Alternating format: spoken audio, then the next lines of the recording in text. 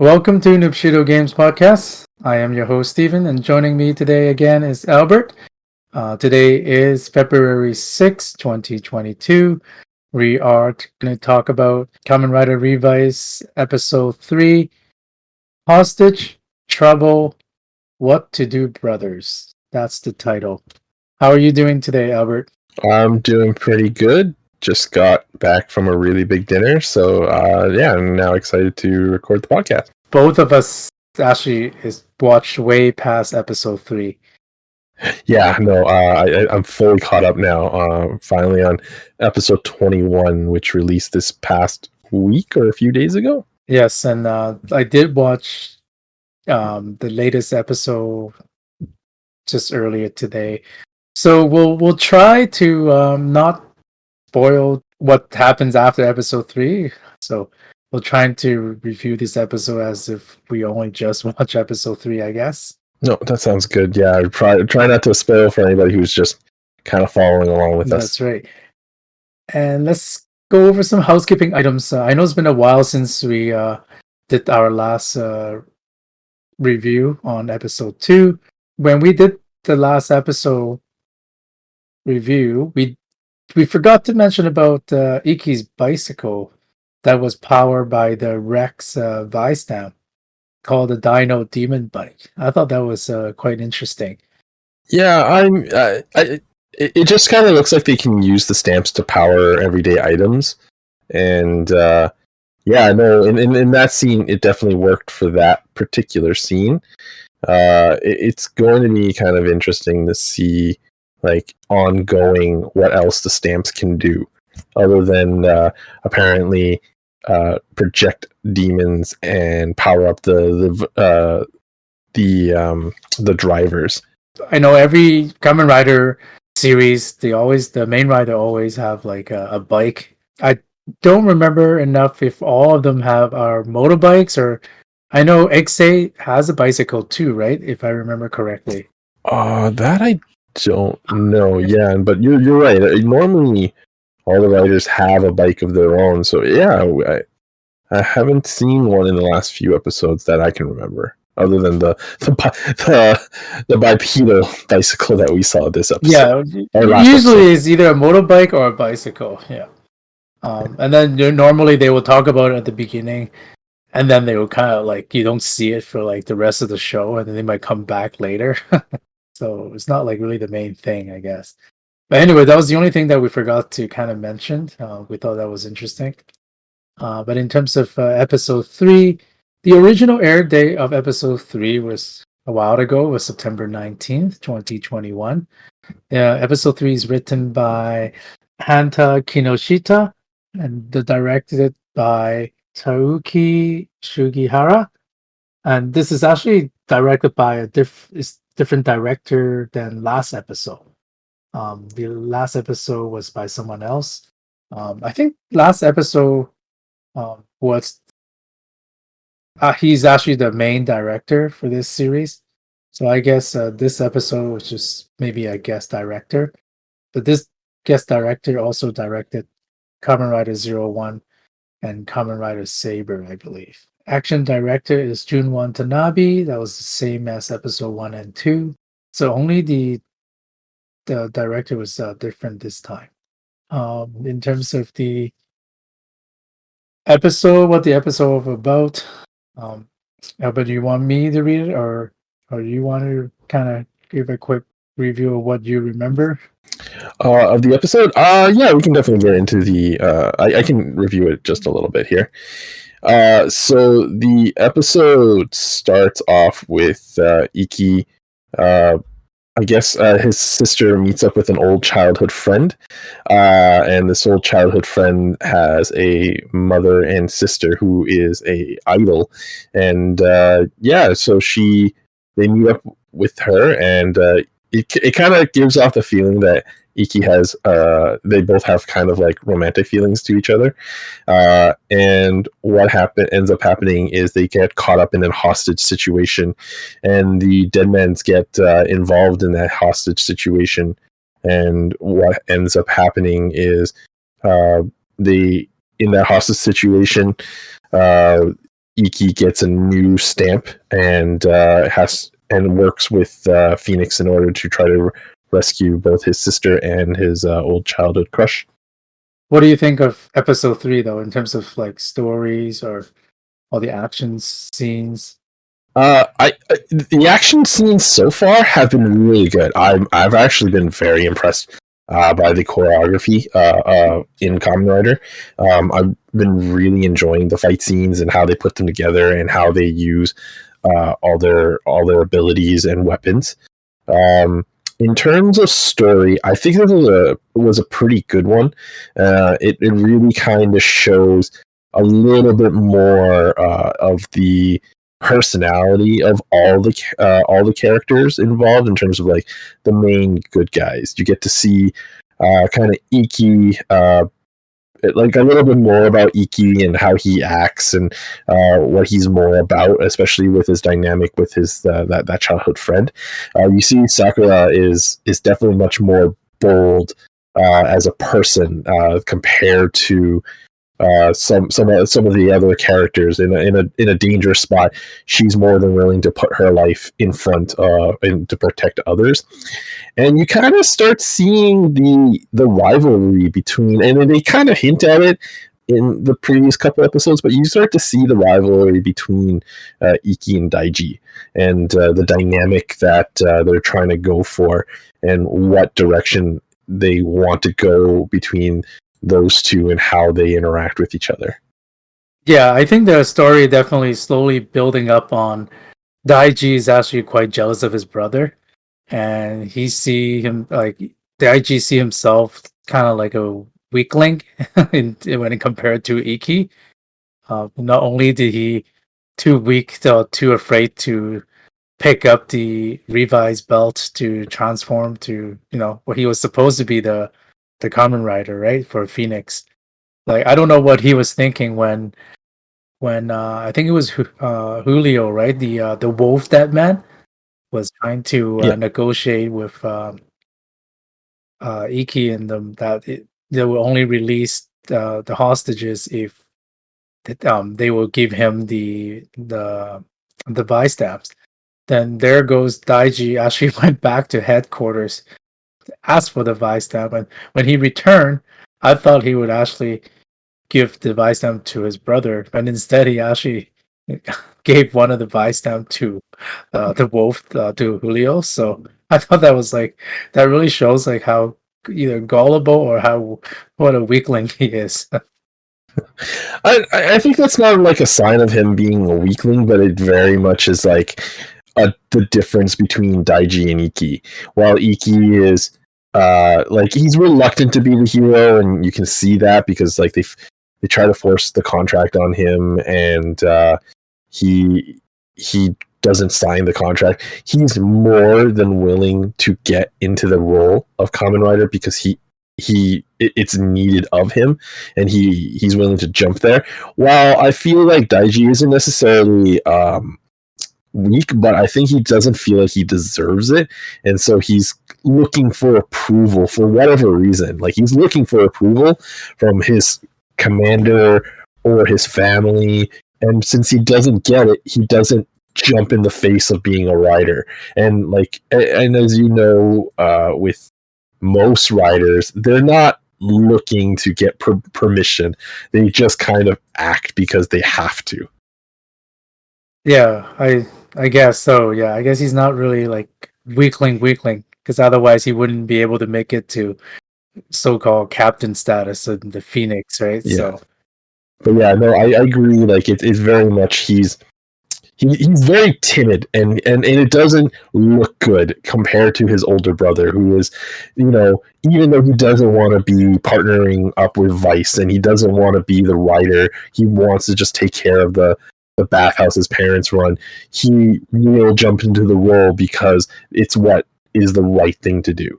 yes, and his desire to protect the family really drives him to, to do what it takes to protect his family, I guess. Yeah. I guess I'll have to give Daichi credits for not giving up both vice stamps to the dead man. He only gave I think that was the which one was it that he gave to? I think he I forgot which ones. He gave up the. Oh, I don't remember. Oh, the Pteranodon Vice Down. Oh Yeah, yeah. he kept the mammoth one, which after he got like pretty much Julio just kind of smacked him away, and before Daiji passed out, he gave the mammoth Vice Down to Iki. So how would you think of like the ending of the episode? So going through it, spoilers alert if you haven't actually seen it yet. We kind of get the impression that Ayaka is the one who arranged the hostage situation, and it was the person to summon the dead man's demon. So I mean, it's not revealed, but it's very strongly hinted at the end of the episode that she's the one who kind of set it all up in order for her to get kidnapped. So what do you think of that ending? I really thought it was a good twist. I kind of didn't expect it fully, except that they do kind of put hints here and there, especially with the dynamic between Ayaka's mother and her sister. Yeah, that was definitely you had a good point there. Yeah, that was one of the things that surprised me in this episode. There was two things actually. One was what you just mentioned. I did not expect Ayaka was the one who set all this up, because like you said at the end when they show her shoes, right away you know it's her, because earlier in the episode she was shopping with Sakura, and she shows Sakura about that shoes, right? If you remember. So that's how, like, at the end that kind of confirms it that was her. Like, really, like throughout the episode, I thought it was a kidnapper that brought out the con dead man, the con or gorilla, Yeah. dead man. But then at the end, when Hiromi was interrogating the the the kidnapper, he said that all he did was he accepted money to do the job. He know nothing about this vice dam he was talking about. So yeah, that was a good twist at the end. And also another thing was when Daiji went back to the Phoenix headquarters to collect the vice stamps. On his way out, he picked up the demon driver and he asked permission if he can use it. I was waiting when he went back to meet up with Iki that he's gonna go transform into um, the another, like a rider, right? But then like that didn't happen. He got knocked unconscious. And then the flashback at the end of the episode shows that um, George actually like kind of make fun of him. uh, that like that he wasn't strong enough, and the commander also said like, I forget what he said, something about like don't let personal baggage like interfere what you were supposed to do, you know. So like throughout like the whole episode, I was waiting for him to transform, but then it turns out like he didn't. So I'm sure they're teasing towards it. I mean, it very much is like pushing towards that. Like, you know what? Daiji is going to be a writer. It's just not his time. It's just a matter of when. Doesn't fit. No, very true. Yeah, it's just a matter of when. Yeah. One other thing I want to note is I mean, intentionally, unintentionally, they make Vice kind of unlikable. I mean, just because he's like very much like a kid's character. I like Vice actually as a character. I understand his reasoning, like the why he's there. One character I think they mean for this to happen. I don't know that yet, but I don't like George. I don't like that character. He comes off as, even though he's the creator of like the rider system and like the driver, he's very like abrasive and non-apologetic, and it just kind of comes off as very unlikable. Yeah, he's not a character you're supposed to like. He's very arrogant and just kind of like don't give a shit what other people say, kind of thing. Like everything he does is right, but like no, I agree. He came up like not I still don't know about him. Like, I don't know if he has any hidden agenda or something, Yeah.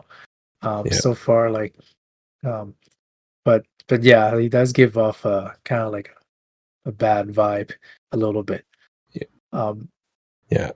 one thing I didn't like about these when the kidnapper um had both Sakura and Ayaka like tied up there in the back, and then Sakura asked him, "Why are you doing this?" And he give this like kind of weird speech about, I don't know if it's because the translation or not, but he just all of a sudden he talks about how there's all the 1% of the world are rich. You got to do something to, I don't know, I forgot, like that make an impact about it or something like that. Mm. Makes no sense to like why you're doing this, why you're taking money to kidnap somebody, like, like that speech was just kind of strange. It, for me, it just Yeah. didn't quite fit into the story.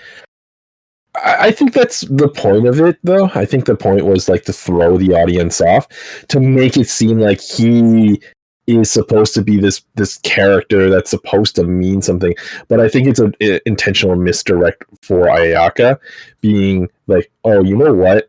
It looks like Ayaka set this up, and she's really the main point of the whole episode in terms of like the main antagonist. And it's just to kind of give like that feeling of like, oh, this guy is a bad guy, maybe he's supposed to be important, but I think the speech itself was supposed to be a misdirect. And yeah, it didn't fit, and it just seemed like it was very manufactured, but I think it intentionally was meant to be like that. Yeah, I just thought the context of his like little speech could have been just like, I lost my job and blah blah blah. I can't. I Yeah. really needed money. He could have just said that. He didn't have to mention anything else. Like, really, just make it sound kind of weird. But yeah, like definitely the twist and the unexpected thing of this episode. I enjoyed for sure. Well, let's segue and let's briefly talk about some of the other characters we saw. So, I mean, we did mention Ayaka. She was the childhood friend. It really does seem like they may mean for her to be kind of a love interest to Iki, and Yeah, like yeah. yeah, and I mean, she looks like she's the one who set up the whole hostage situation, which they it doesn't look like it's over. So we'll have to see how that goes. And then Ayaka Miharu's mother, Teiko. I don't remember her that much. I think she just kind of just showed her. Oh no, wait! Ayaka tried to call her, and she didn't pick up like at all. Yeah, like Ayaka trying to call her. I think that's kind of like confirmed that I think she doesn't think her mother care about her at all. I think that's why she's setting all this up. Because, and I mean, like, seems like her mother's only care about her sister, who is like a idol or something. So I think, Yeah. I think that's the whole point. You can see that she's holding grudges towards her mother for, it's kind of like don't care about her at all, even when she's trying to call her during a hostage situation. But mind you, she didn't mention that. Of course, she didn't get a chance to. Yeah. True. Yeah, I think she intentionally didn't answer the phone, and I think even in a regular situation, I don't think she would have answered the phone. That's probably why. Yeah, I mean, given if it was a hostage situation, I'm sure they. I mean, we hope. Yeah, Your you hope parents she. Yeah, she up. would pick up, but unfortunately, like, yeah, But she no. didn't do that. Yeah. Maybe she should have just text her. Yeah. But And then there's Miharu, her younger sister, part of an idol group, Small Devils Rendezvous or something like yeah, that. I think it's that's the Rendezvous. name of the group. What a weird idol name. According to I didn't catch that name of that group in the episode. Yeah. It was from the website. That's where I got the name from. She's like really young too. That actress looks like she's like 13. Yeah, like she's probably just gonna be probably not really the main point of of the episode. It's just to show that that Ayaka's mother is just getting putting all her attention to the younger sister rather than the Ayaka. So Yeah. and then And then, of course, we had the abductor as well. The guy, the very big misdirect, the one that we thought was going to be the main bad guy, but wasn't. I think he played his role really well here because, like, yeah, I think it was like through the whole episode, you thought he was the one who contacted Mans and then created the demon, but it turned out it wasn't the case. yeah, so it wasn't him. He wasn't the Kong, the Kong dead man. Yeah, so and then of course at the beginning, I still find the dad kind of Iki's dad's kind of useless. He was doing he was like pulling tissue out of tissue boxes as fast as he could at the beginning there with one hand like kind of taped up. And what struck me strange was when those two I guess they were the urban development officer trying to convince them to sign like a consent for eviction so they can like proceed with like a construction plan, to build a larger scale complex.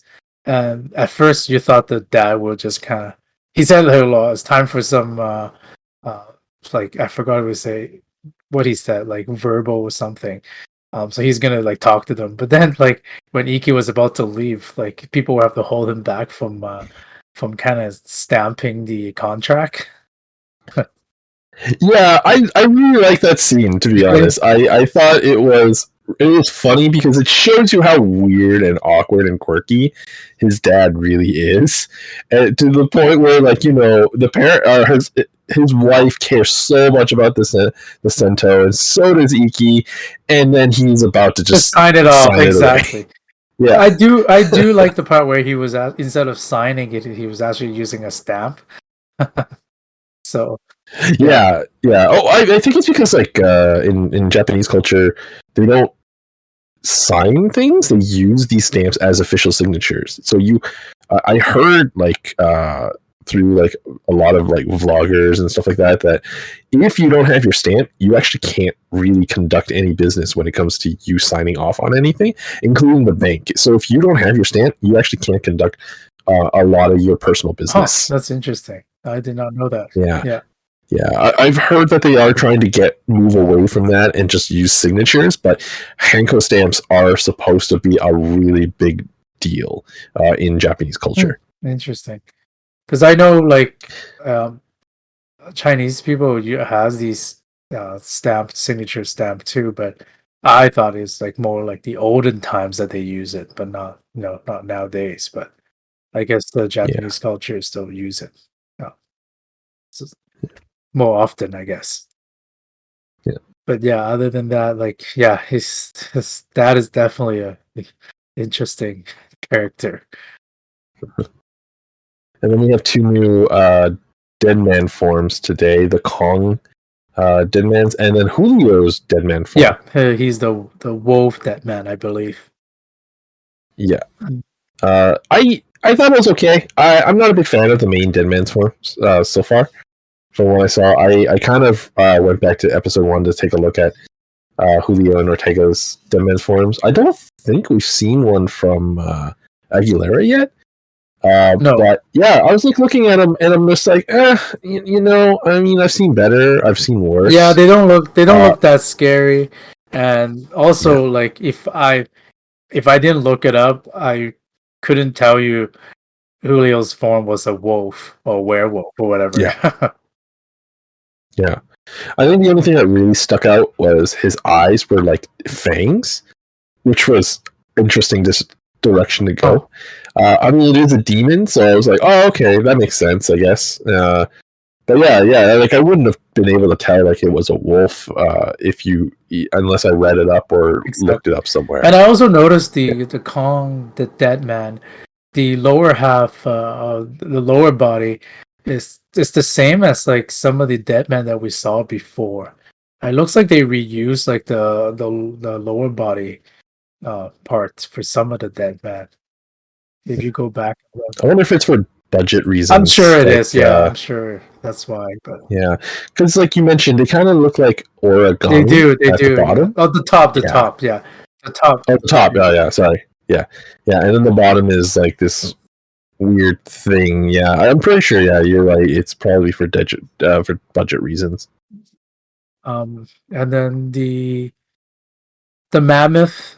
I don't know. It looks the remix form looks all right. Again, I'm still not a huge fan of the remix. You know, I would rather them just bring out a mammoth. You know, instead of them like doing yoga poses together to form to form the remix form. So yeah. So I mean, this is what I'll say. I'm still not a fan of the color.